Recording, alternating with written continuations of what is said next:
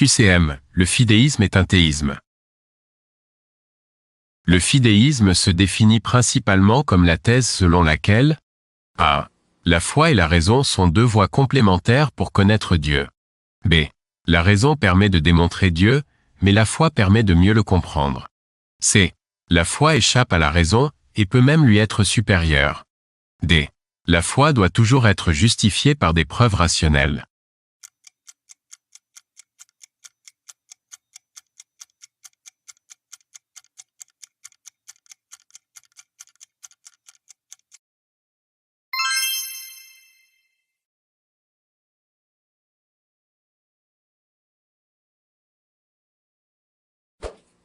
Quand Pascal affirme que le cœur a ses raisons, que la raison ne connaît point, il veut dire que a.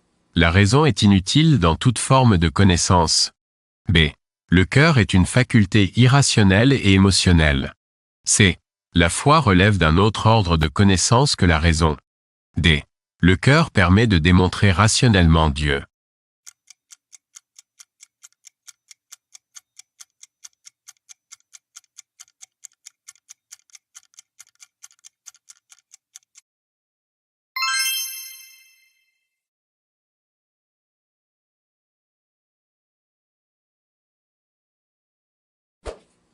La nuit de feu de Pascal est importante dans le cadre du fidéisme parce que a. Elle confirme rationnellement l'argument ontologique. B. Elle constitue une preuve scientifique de l'existence de Dieu. C. Elle marque une expérience mystique directe du Dieu vivant. D. Elle fonde une morale universelle rationnelle.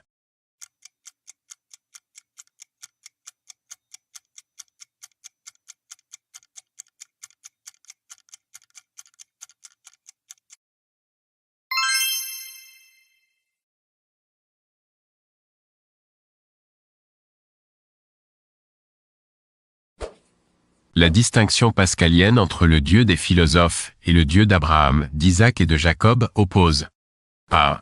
Un Dieu imaginaire à un Dieu réel. B. Un Dieu démontré rationnellement à un Dieu vécu intérieurement. C. Un Dieu moral à un Dieu immoral. D. Un Dieu scientifique à un Dieu mythologique.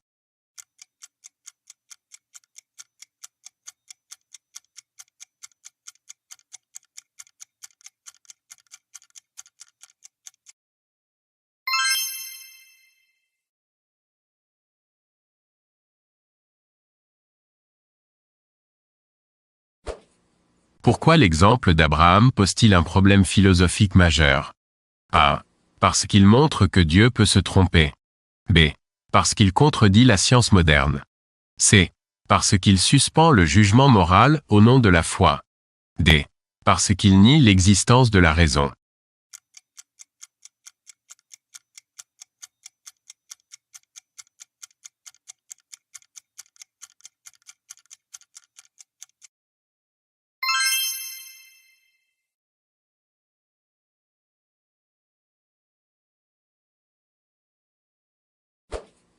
Kierkegaard qualifie Abraham de chevalier de la foi, parce que a.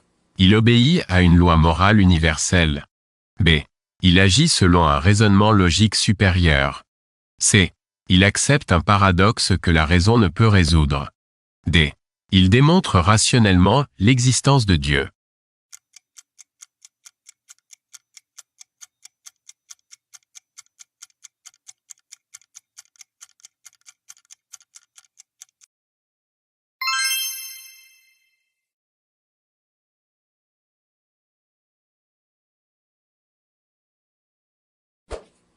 La formule « je crois parce que c'est absurde » signifie que a. La foi est illogique et donc irrationnelle. B. La religion valorise l'ignorance. C. La foi porte sur ce qui dépasse la raison, non sur ce qu'elle peut comprendre. D. Toute croyance absurde doit être acceptée.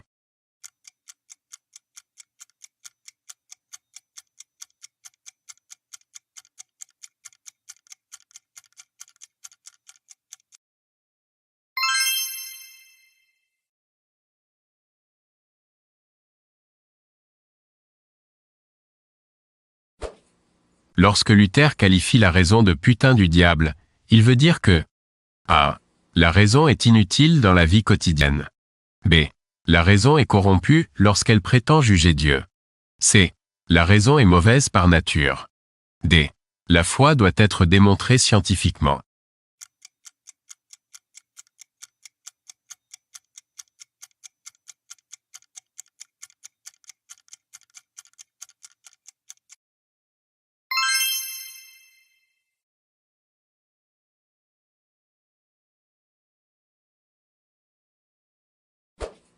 Pourquoi la foi fidéiste ne peut-elle pas être universelle? A. Parce qu'elle est fausse. B. Parce qu'elle dépend d'une démonstration scientifique. C. Parce qu'elle repose sur une persuasion subjective. D. Parce qu'elle contredit toutes les religions.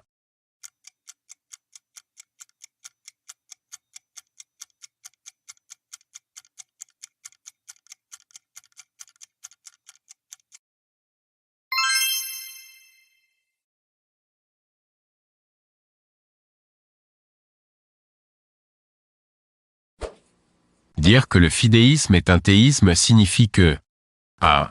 Il nie l'existence de Dieu. B. Il identifie Dieu au monde. C.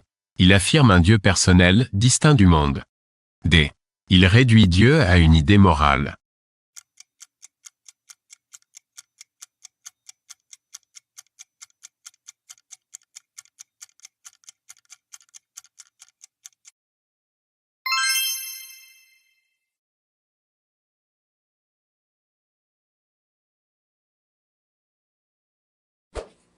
Le fidéisme peut entrer en conflit avec la science, principalement parce que A.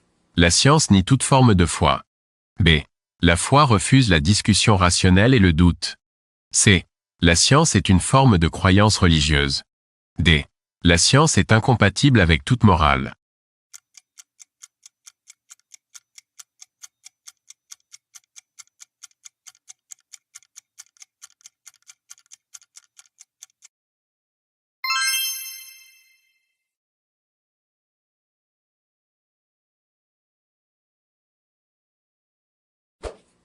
La critique philosophique la plus profonde du fidéisme consiste à dire que A.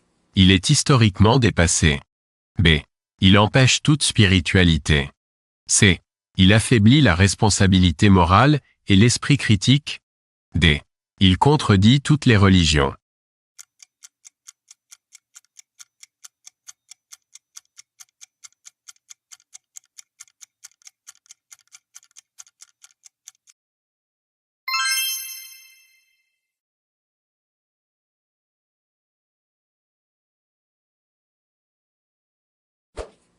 Pourquoi la lecture littérale des textes sacrés est-elle dangereuse selon les critiques du fidéisme?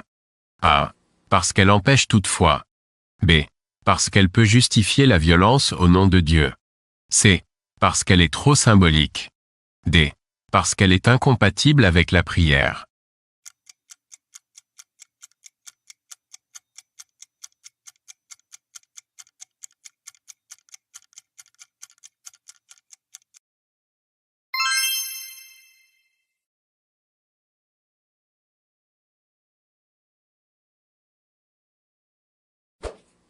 La tension fondamentale mise en évidence par le fidéisme est celle entre A.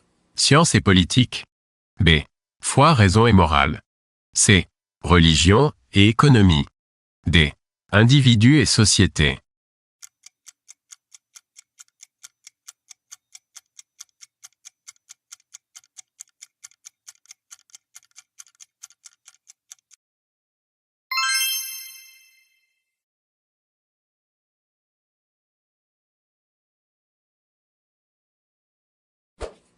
Pourquoi la philosophie ne peut-elle pas accepter le fidéisme sans réserve?